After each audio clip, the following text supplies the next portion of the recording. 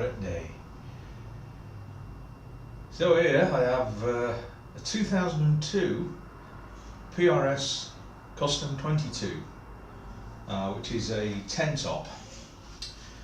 This is a guitar I bought online. I got it from, I think, a place called Dave's Guitar Loft in the USA, and it was quite inexpensive for what it is. It cost me $1,800 plus shipping.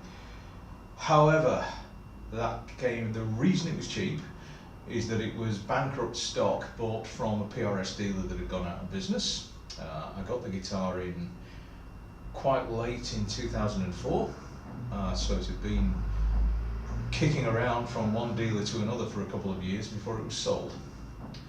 And well, therein lied a problem, or there lay a problem, which came at me later on, because after I'd had this guitar for five years or so, I noticed that the finish around the back of the body, around the neck joint here, was starting to go cloudy, just on the body there. And it started going this milky shade, and then that carried on getting slowly worse. It was just a minor cosmetic problem on the back of the guitar. But then, maybe 2 years ago, it started creeping around the front as well. And I did some checking online and contacted Paul Reed Smith, and they said, yeah, we had a problem with the plasticizer mix in the finishes we put on guitars back in that era, and some of them do exhibit this. Unfortunately, you are not the original purchaser, because you bought this from someone who bought it from a PRS dealer. Therefore, there's no warranty on it. And they then tried to sell me their refurb package, and next time you have to be in the USA and have the guitar with you, it will cost you a mere $2,000 to get that guitar brought up to current specifications. No thank you.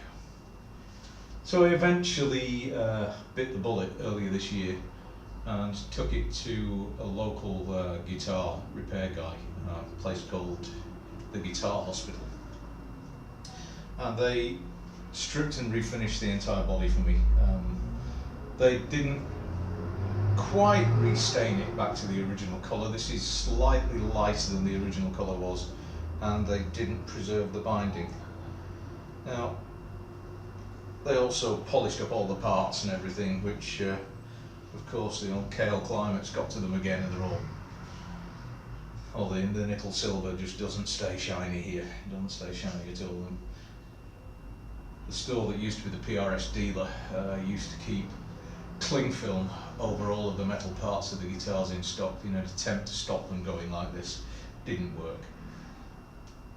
And when I in fact took this guitar into the Guitar Hospital, they said, oh, another one of these. Yeah, we see about one of these every couple of months with exactly this problem. So anyhow, I got it refinned, and unfortunately the problems didn't end there, because the finish they put on, whereas it looks great, it is extremely fragile, and the slightest tap with something hard on this guitar and the finish just cracks. So, not the happiest of outcomes. They also fitted me a new nut, so it's got a bone nut on here, not the original PRS nut, and they did a full pro setup. They repolished all the frets and the like. So in all, they did a great job. It's just they did something not quite right with the mix of the finish they sprayed on here. But anyhow, less of those problems. What is it like as a guitar? Well, it's a PRS Custom 22, so you've got a 22 fret neck. Again, I've got a wide fat neck on this. It's I'd say it's my preferred PRS neck, although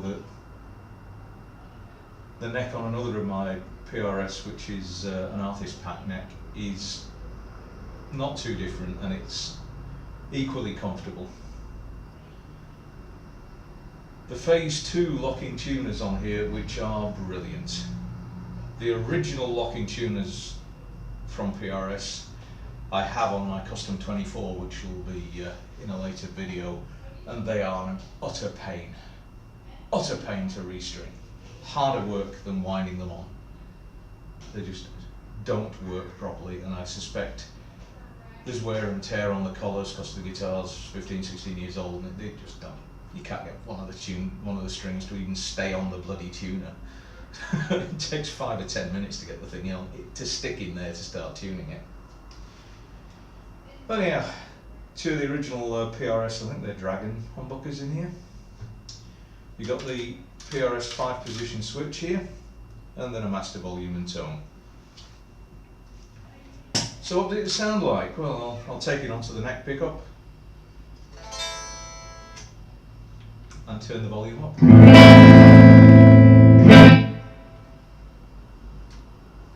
The next position, which is, I believe, the two outer coils of these two pickups. So you get a slightly stratty tone. And then the next position, position 3 I'll call it, gives me both humbuckers on.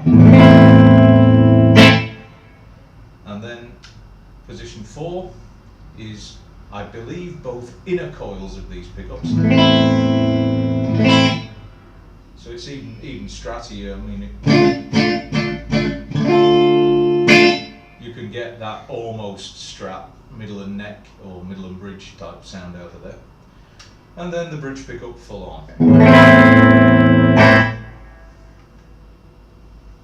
And now some crunch tones, as you heard on the intro. Bridge pickup, position 4, which is the two inner coils.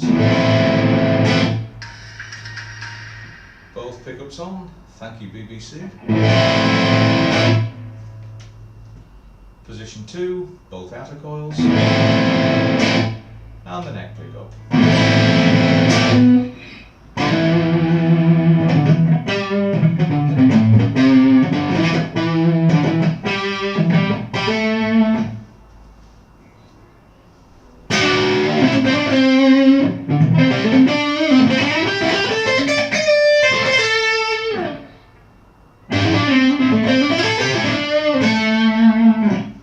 And I'll put this, give you some of the full high gain tone on my guitar first.